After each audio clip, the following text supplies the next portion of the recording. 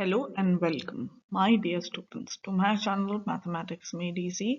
This is Ms. Ruchika welcoming all of you to today's session.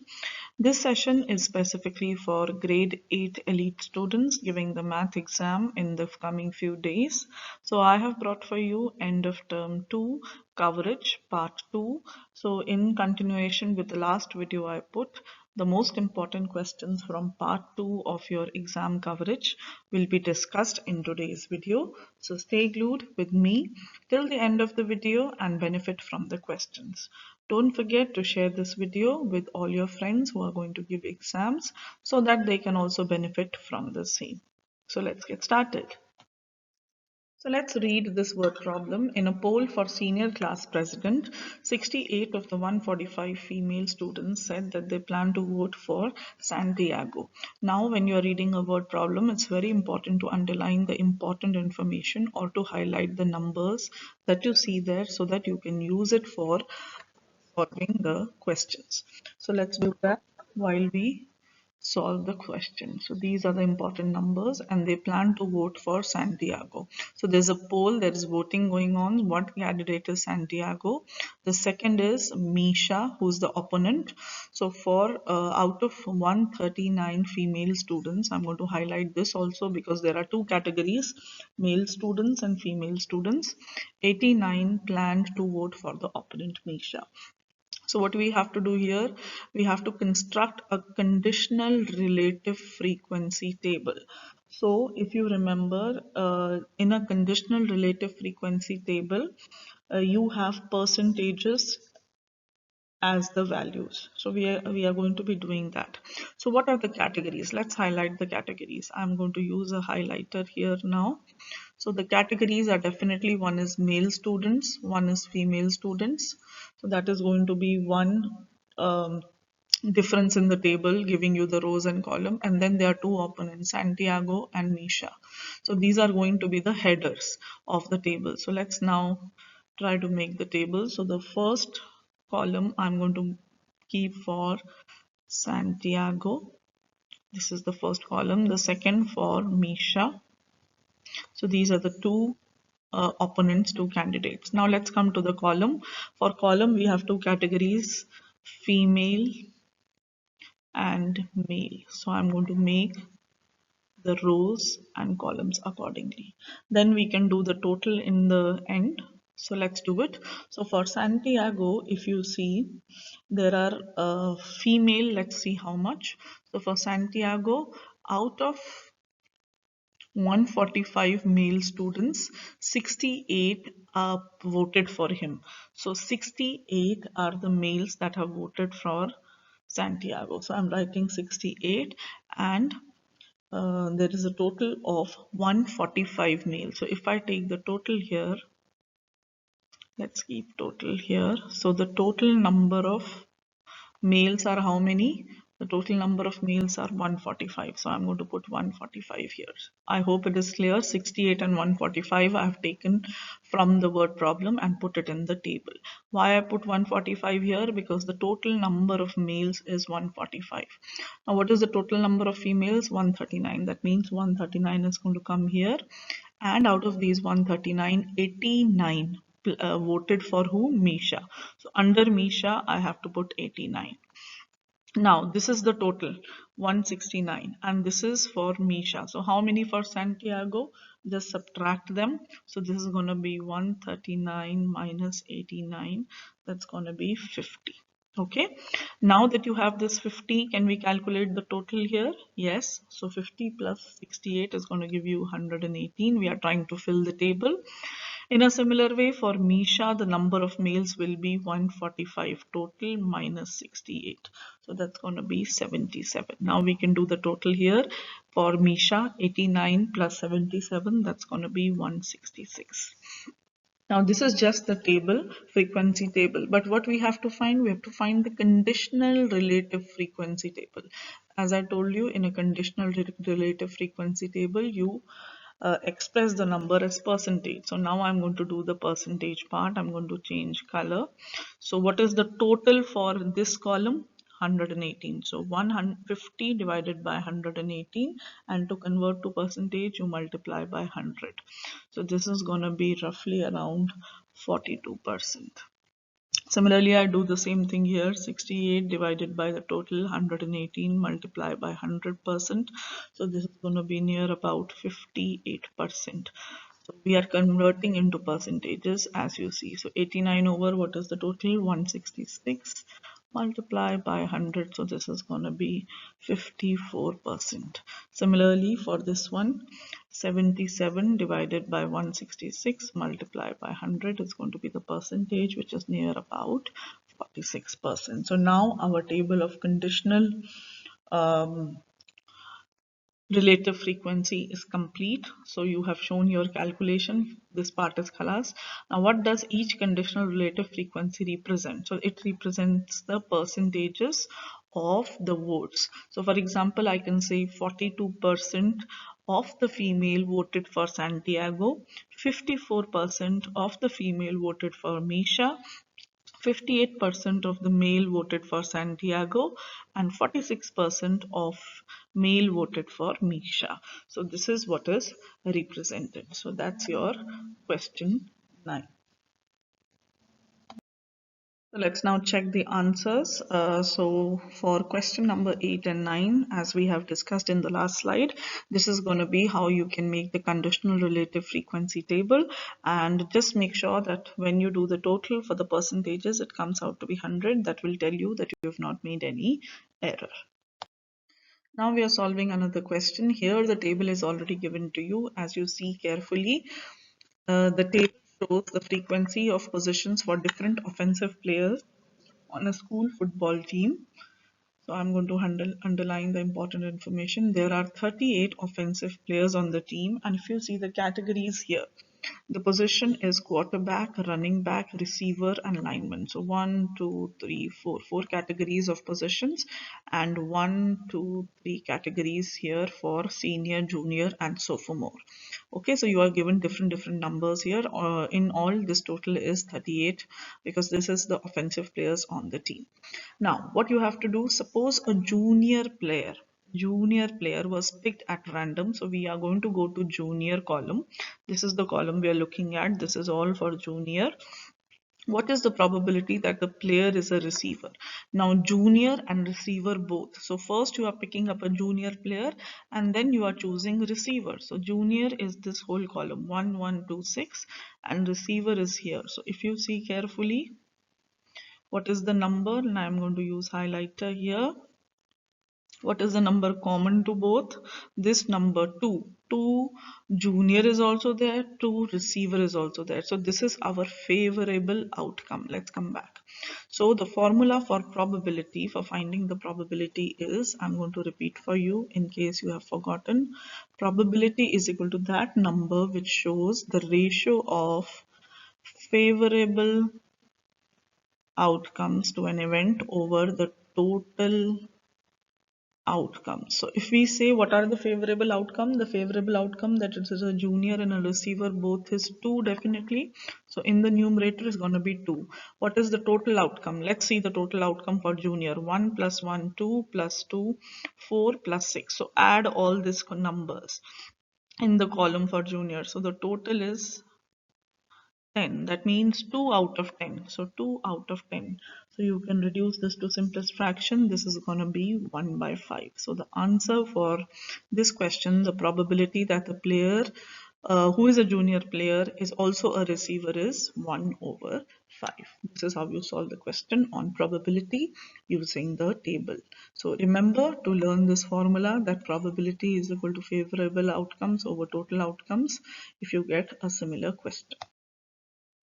So just to give you the answer key, the answer is 1 by 5. How it is 1 by 5, we've already discussed in the last slide. So I hope it is clear for you. Let's move on to the next question. The next question is based on distance formula. In case you have forgotten, I'm going to write the formula here. And we are going to use the distance formula for the pair of points that are given to you. Also, it is given that you can round off to the nearest 10. So if you have decimals, one decimal place is what you are going to need. So if you are given two coordinates, then x2 minus x1 whole square plus y2 minus y1 whole square. This is what is your distance formula. So if you see here carefully, this is x1, y1, the first coordinate, x2, y2, like that. Similarly, you can do here also for the different coordinates, x1, y1, x2, y2. Let's use the distance formula. You have to learn this formula so that you can apply it nicely. So this is going to be square root of x2 is minus 5. Minus of minus 4 is going to become plus, and then 3 minus 9 whole square. So what is this number? Let's calculate. So this is going to be square root of 37, and if you convert to decimal, it's round about 6.1 units. Okay, so all of these questions that you see, question 31 to 42, will be solved using the same formula. So I'm just going to write the steps here. So 5 minus 2 whole square plus 7 minus 4 whole square is going to be square root of 18, which is going to be near about 4.2 units. Similarly, let's do question 33. Again, we are going to put a square root, subtract the x coordinates, add the square of the y coordinates. This is square root 29, which is near about 5.4 units. Next one, 5 minus 4 whole square. I'm subtracting the x coordinate and then the y coordinate. This is going to be 4.1 units.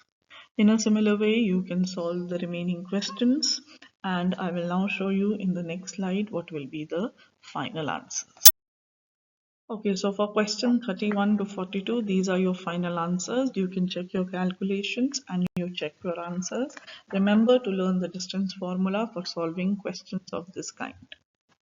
Next, we are going to solve the questions on questions from 39 to 48. All of them will be solved using the same concept. So here you are given M is the midpoint of FG. So let's draw a rough figure. F and G, and M is in the middle. It is the midpoint. So that means FM and MG are going to be equal. FM equal to mg, or if you want to write a relation between fg, that is the longest segment, and mg, that is the shorter one, then we can say fg is 2 times mg. So we are going to use this concept for solving all of these questions. I'm going to do a few one for you. So in question 39, you are given fm, you are given mg. Can you see fm and mg both are equal? So I'm going to put 5y plus 13 equal to 5 minus 3y and solve the equation. So both are going to be equal. Now we are going to use the concept of like terms. So I'm going to move this 3y here and this 13 here. So it becomes 5y plus 3y is equal to 5 minus 13, which is minus 8. So 8y is minus 8, or y is minus 1. So you've got the value of y. Now what you need to find in this question, fg. Fg. Now you know fg is 2 times mg. So you can put the value 2 times 5 minus 3y and put the value of y as minus 1. So simplify, this becomes 3. So 8 2s are 16. So your answer for FG is 16. In a similar way, you can solve the remaining question. I will do one more for you. FG and MG both are given to you. So what is the relationship? FG is the total. FM and MG are equal. So both are equal to MG also. So I'm going to use this formula. 11x minus 15.6 is going to be equal to 10.9 multiplied with 2. Why? Because it is 2 times. So this is going to be 21.8. I'm going to add 15.6 because I need the value of x. So I'm going to isolate the x, keep x here and move everything on the other side. So this comes out to be 37.4 and your value of x comes out to be 3.4. That's what you have to find here. In a similar way, I would urge you to solve the remaining questions. Use the concept of midpoint. If it is the midpoint, these two sets are equal, and if it is the whole segment, it is twice each part. So let's check the answers for question 39 to 48. These are the answers. I would want you to check your answers and solve them similarly. Okay, let's solve question 16 and 17. With these questions, we are moving to the geometry portion. So we are going to use our concepts of lines, angles, all of that. So look at the figures carefully and observe the angles. In the first figure on question 15, the angles that are given to you are vertical angles. Now, what is the relationship between vertical angles? When two lines are intersecting, the angles that are made are vertical angles and they are given to be equal.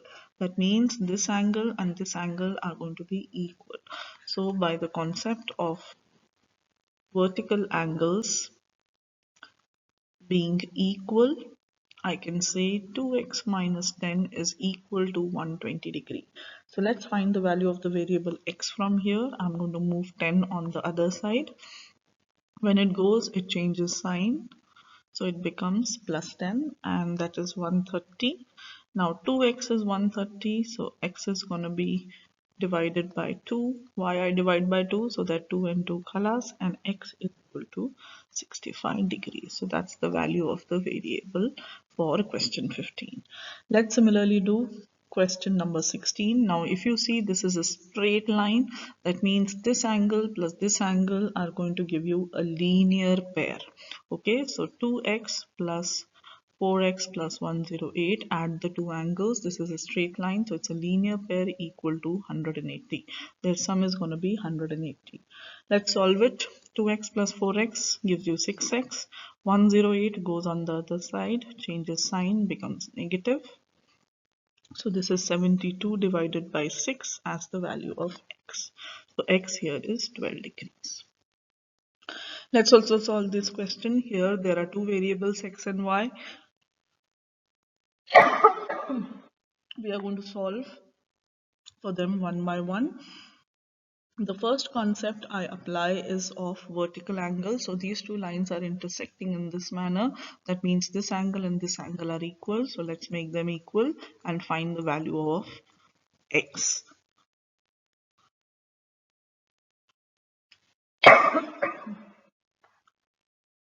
Two x goes on the other side. 10 comes on the other side. So 25 plus 10 is going to be 3x minus 2x.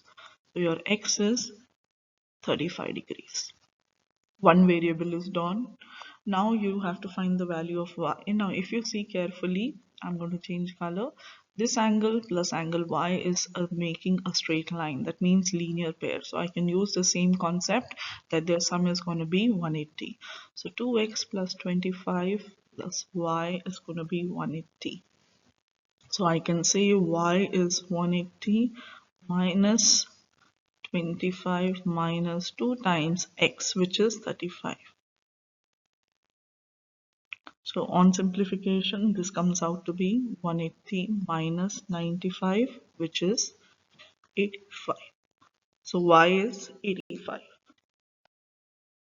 Now you may check your answers. So for question 15, 16 and 17, these are the answers and that is similar to what we have got. I hope you've understood how we work out the solutions and the steps.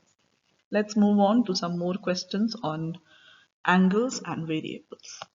Let's solve some more questions on lines, angles, and variables. So here you see again a similar question where two lines are intersecting each other at this point and we are making vertical angles. So that means this angle and this angle being vertical angles are going to be equal. So let's solve 2y plus 6 is equal to 8y minus 102. Again collect the like terms. So 8y gets combined with minus 2y. 102 goes on the other side, it becomes positive. So 6 plus 102 is going to give you 108 equal to 6y. Now divide both sides by 6, cancel the common terms, so y is going to be 18 degrees. Now that you've got your y, you need x also, so we are going to apply the concept of linear pair. 2y, this plus this line is a straight line, so 8y minus 102 plus 3y.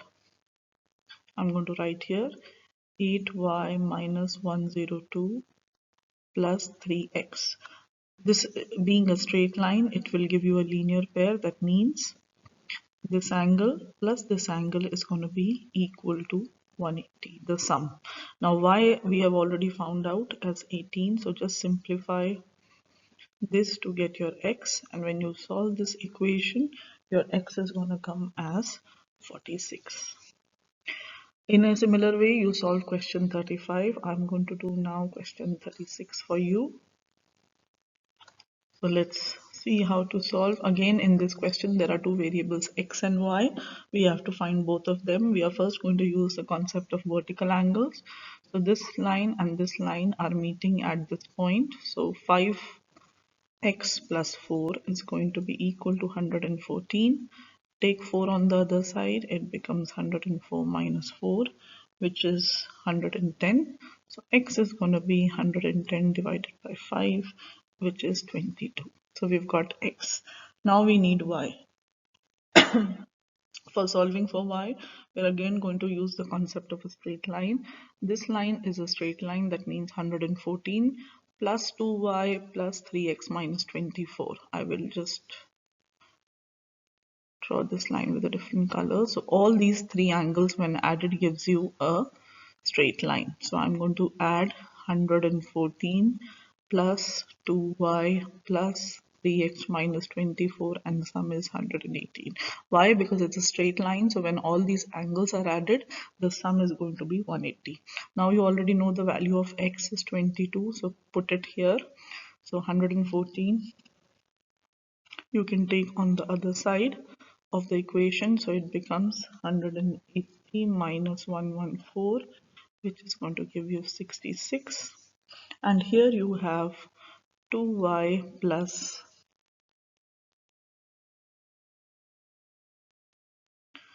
3 times 22. I have put the value of x minus 24. So simplify, this comes out to be 2y plus 42. So 2y plus 42 is 66. So y is going to be 66 minus 42 divided by 2. So this is 24 divided by 2. So y is going to be 12 degrees. So this is how you find the value of the variable x and y in problems of angles and variables. Let's check our solutions for the three problems we have just finished. These are the values of x and y. I hope you got the similar answer, and let me know in the comment section if you have any questions or queries. Let's move on to the next question. Okay, let's solve now the following questions. In these questions, we have to find two things. The first thing is perimeter or circumference. The second thing is area. So for all these questions, you need to first remember the formulas. The first figure here is a triangle, so you are going to add all the sides to get the perimeter. For area of a triangle, I hope you remember the formula is 1 by 2 base times height. So for question 1 and question 6, we are going to use the same formula. If you look at question 2, it's a rectangle, so you will apply the formula for perimeter and area of a rectangle. To find the length of the sides, you can use distance formula. In case you have forgotten, I will write the formula again. It is square root of x2 minus x1 whole square plus y2 minus y1 whole square. Then you also have circles here in question 3 and question 4. So if you remember, the perimeter of a circle is called by the name circumference, denoted by capital C. The formula is 2 pi r, and for area the formula is pi r square. So we are going to use all these formula sheets along with distance formula for this question. So let's calculate the perimeter. Now if you count 1, 2, 3, 4, this length is 4. 1, 2, 3, 4, 5, 6, 7, 8. The height is 8. So area can be calculated very easily. Base is 4, height is 8. Simplify, cancel the terms, and the area is 16 centimeters square. Now let's come to perimeter. Again, for perimeter, if you see, this length is 8, this length is 4, so easy to add. But what about this length? This length we don't know. So we are going to calculate this length using our distance formula, because this coordinate and this coordinate is given, so we'll be applying this formula and the length will come out to be square root 80. You can convert to decimal, and when you do that, the answer is going to be 20.9 centimeter. Now let me just add one step to show you how this square root of 80 has come. So I'm using distance formula for CB, C and B, these two coordinates I'm taking. So I'm going to subtract x with x, that means 4 minus 0 whole square, y with y, so 9 minus 1 whole square, so that's going to be 4 square plus 8 square. So 4 square is 16 and this is 64, so add them up, it is going to be square root 80. So this is how the square root 80 has come. Let's do one question on circles also. So I'm going to use the formula 2 pi r and area pi r square. Now remember, for a circle, the only thing you need is the radius. Once you get the radius, you can find both the circumference and the area easily. So I need to calculate this r, joining the points A and B. So I'm going to again use distance formula, this one here, for this question to get the radius. So I'm going to subtract x with x, 4 minus 2 whole square, 1 minus 3 whole square. So this is going to be 2 square plus minus 2 square, which is going to be 2 square root 2. You can convert it into decimal and then put in the formula for perimeter and area. So what is going to be the circumference? 2 pi times 2 square root 2. So this is 4 multiplied with, now I'm going to convert to decimal, so 3.14 square root 2, so this is going to be near about 17.8 centimeters. Similarly for area, pi r square, so pi is 3.14, r is coming out to be 2 square root 2 whole square. When you simplify this, it comes in decimal as 25.1 centimeter square. Okay, so in a similar way, I would want you to try all the questions that you see here using distance formula. Now I'm going to give you the answers for these questions. So for the first three questions, the perimeter and area are given as follows. For the next three questions, the answers for question 4, 5 and 6 are given here. So that brings us to the end of part 2. Thank you for joining the session today. I hope you found it useful, and if you did, don't forget to like, share and subscribe to the channel. Press the bell icon so that you don't miss out on my new videos that are going to come. The next video is going to be on part 3, so stay glued to the channel. Until then, this is Ms. Ruchika signing off from today's session. All the very best for your coming exams. Bye students.